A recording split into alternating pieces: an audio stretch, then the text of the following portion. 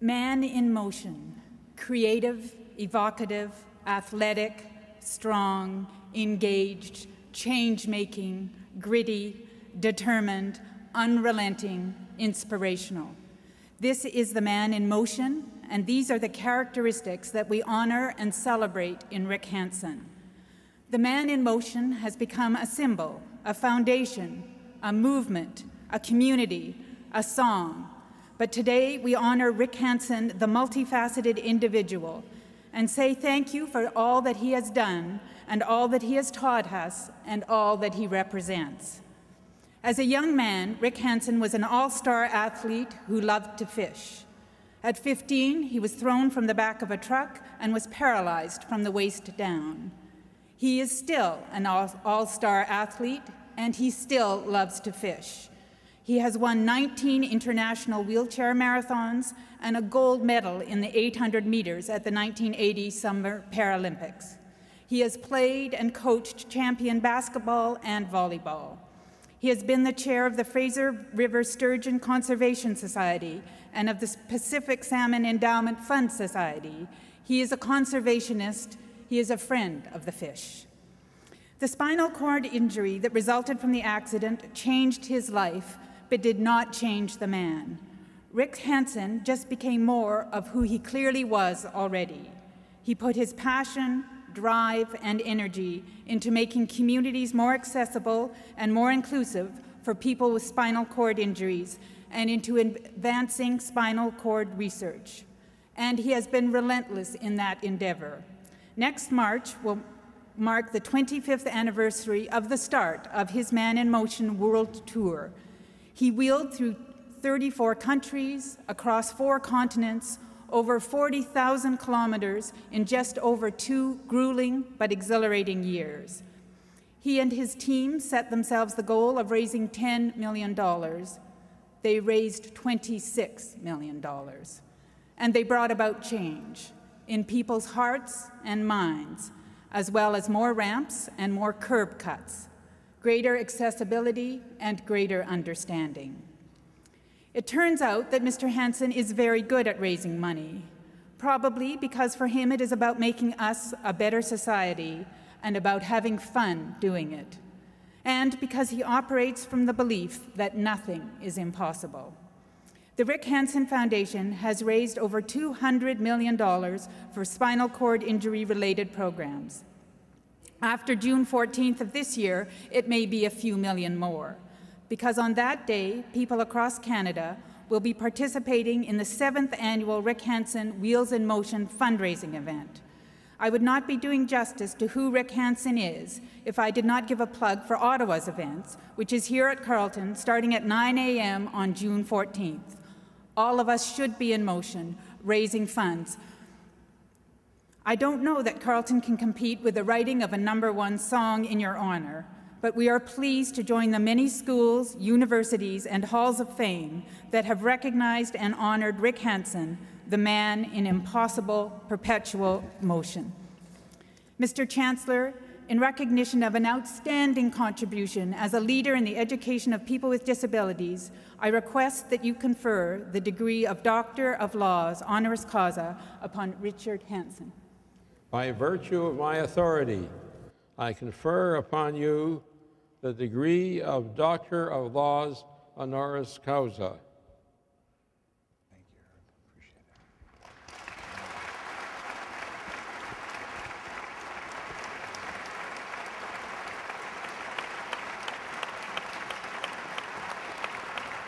Thank you very much. Appreciate it. Thank you. Thank you, President. Appreciate it. Thank you very much. Appreciate that. Thank you.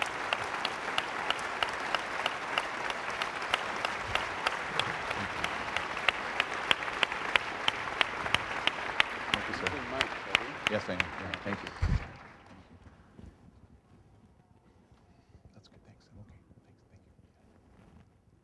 Well, I'd just like to say thank you very much. What an incredible honor. Carleton, this is a phenomenal institution, great university, helping to fulfill goals and dreams and advance new knowledge, new perspectives, shaping the future of this country and indeed the world. To be recognized in this way is an incredible honor, and I receive this gratefully as a source of inspiration. I would really like to say that this is truly an indication that we are making progress in the long journey towards finding a cure for spinal cord injury, towards making our world a more accessible and inclusive place, so that all individuals will have a chance to be able to benefit from all that society has to offer.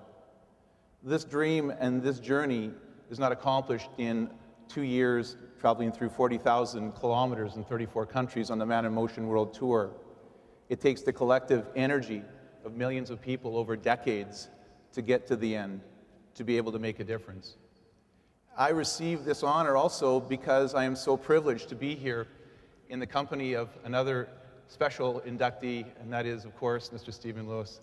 I'd like to say how privileged I am to be here in your company, Mr. Lewis, and congratulate you for the incredible work that you do in advancing this country and the world to make a difference in the way that you tirelessly pursue your dreams and unleash your talent. I thank you. And Stephen and I, we share a lot in common in that we try to make a difference. We have a foundation that we work with. We also have a chance, the privilege, to be able to speak to people from around the world.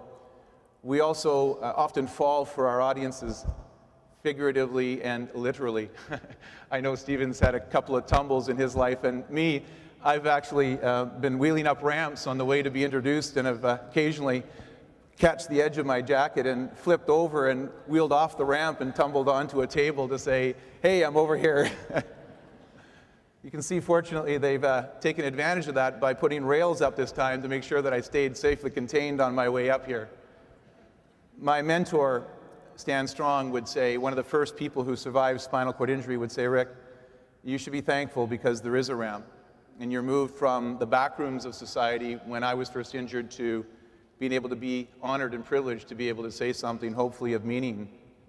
And probably that's one of the most personally gratifying reasons why I am here, is to recognize you, graduates, the graduates of 2009 here at Carleton, to be able to congratulate you, each and every one of you, to be sharing this moment with you, the celebration of success.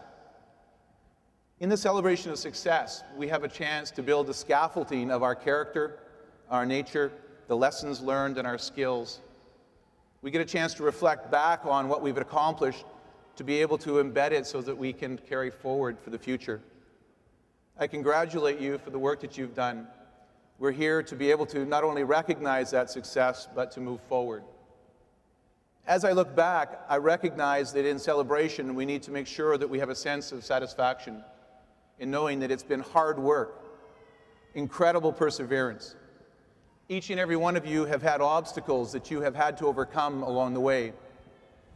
A lot of people would have had fears and self-doubt.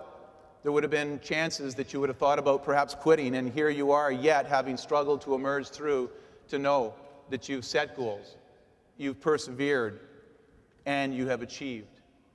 Congratulations, graduates, for doing such an incredible job. I appreciate what you've done.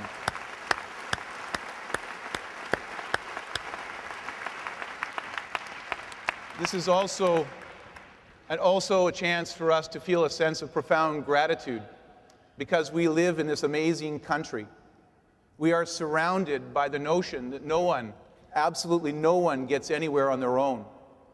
We have been surrounded by family and friends, role models and mentors, fellow students who have been there with us at times during difficult and challenging moments. We have been energized by this sense of family. We know, as we see in front of us, the faculty and the staff who have been relentlessly pursuing your journey with you as members of your team.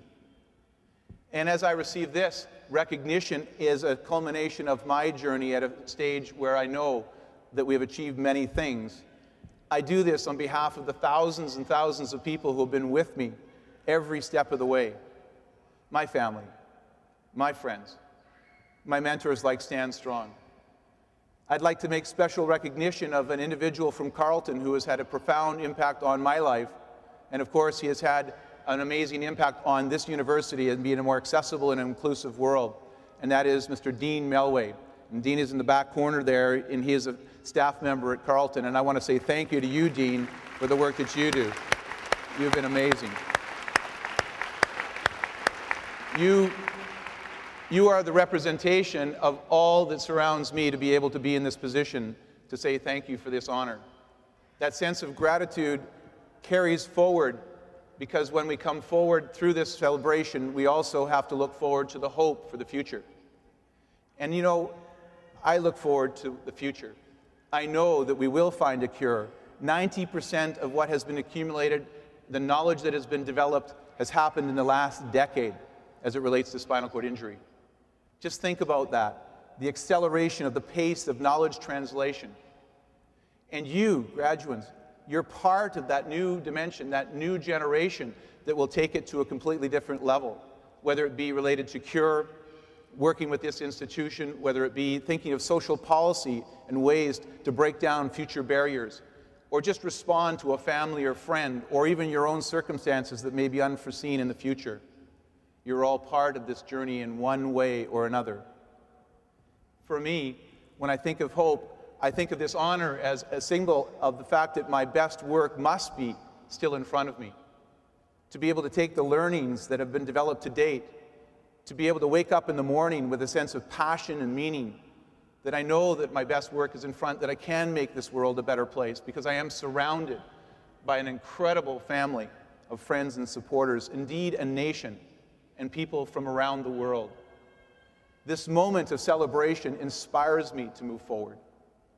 And as I look forward, I also can't help but think that the privilege that I have of being able to speak to new generations is always accompanied by amazing questions.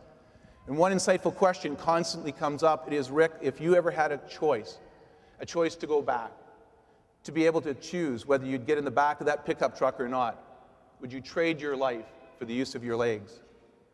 And my answer is, at this point, is that I would never, ever trade my life for the use of my legs.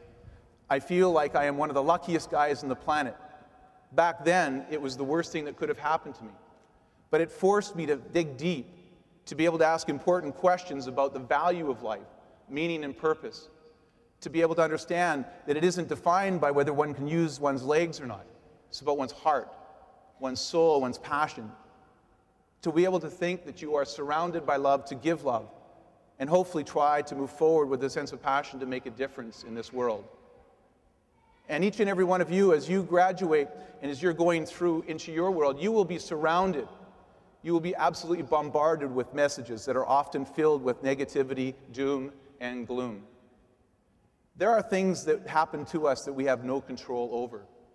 But the one fundamental choice that you have as you go forward is to truly hang on with all your might to your attitude, your view of how you view this world. Is it filled with challenge and obstacles and pessimism, or is it filled with opportunity and hope? This is your choice. If you hang on to that sovereignty, unbelievable things can happen. You have a chance to be able to define your reality and know that in the greatest forces and faces of adversity comes the greatest breakthroughs and innovation. This is the generation that you're emerging into. This is the opportunity that you have. This is human nature veiled in dreams. Never, ever give up on those dreams. Thank you very much, everyone. Thank you.